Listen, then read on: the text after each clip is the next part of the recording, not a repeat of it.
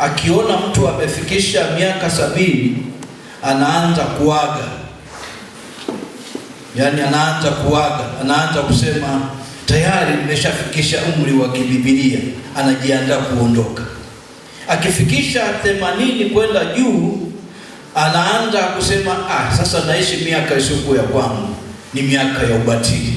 Na mahali pengine hata watoto wadogo au vijana wamesema kwa wazee wenye miaka 80 kwenda juu kwamba huyu anakula miaka yetu, ya kwake alishamaliza. Ndugu zangu wapendwa, je, miaka yetu ni miaka 70 au 80? Jibu tumesema hapana. Sasa Biblia kwa nini nasema hivyo? Biblia inasema hivyo pale ni wastani wa maisha ya kuishi. Lakini miaka yetu ambayo Mungu alitamka ni miaka 120. Mwanzo mlango wa 6 mstari wa 3. Bwana akasema, roho yangu haitashindana na mwanadamu milele, kwa yeye naye ni mnyama, basi siku zake zitakuwa miaka 120. Miaka 70, 80 wastani wa kuishi. Na nimepitia nchi nyingi kuangalia miaka ya kuishi. Kwa Tanzania wakati inapata uhuru, umri wa kuishi ilikuwa miaka 45 wastani wa maisha. Lakini sasa hivi tuko kwenye miaka 64.2 kwa wanaume, miaka 69.8 kwa wanawake. Huo ndio wastani. Na dira ya taifa 2050 inataka itutoe kwenye miaka hiyo 68 69 kutupeleka kwenye miaka 75. Kule Kenya wanaume ni miaka 60, wanaume ni miaka 68.9, wanawake ni miaka 71. Uganda wanaume ni miaka 67, wanawake miaka 70.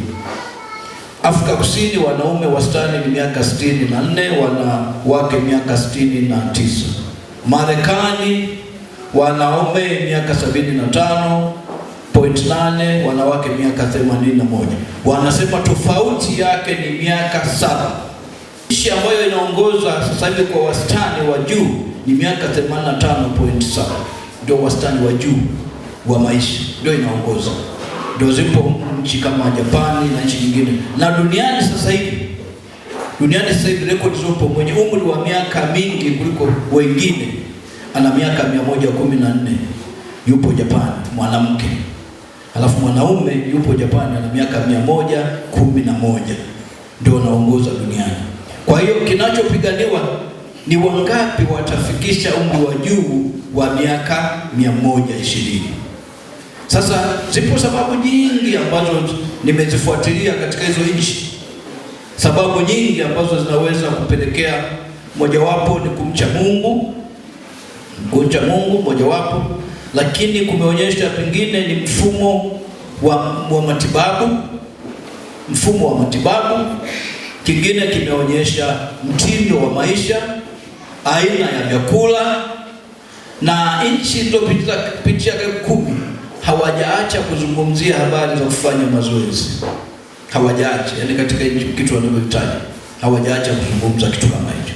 Sasa leo tunaposherehekea miaka 100 ya mama yetu, bibi yetu, na hivi inatukumbusha kwamba inawezekana hata katika Afrika watu kufikisha miaka 100. Inawezekana.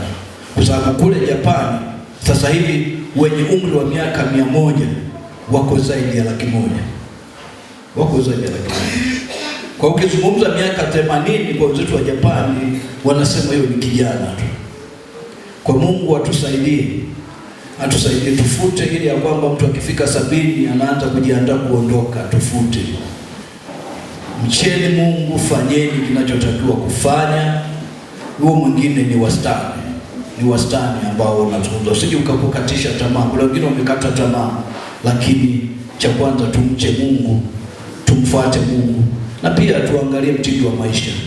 Kama kuna kitu ni hatari sana tulicho nacho sasa hivi, na hasa sisi wa mjini, ni usalama wa chakula. Usalama wa chakula ni mgumu sana.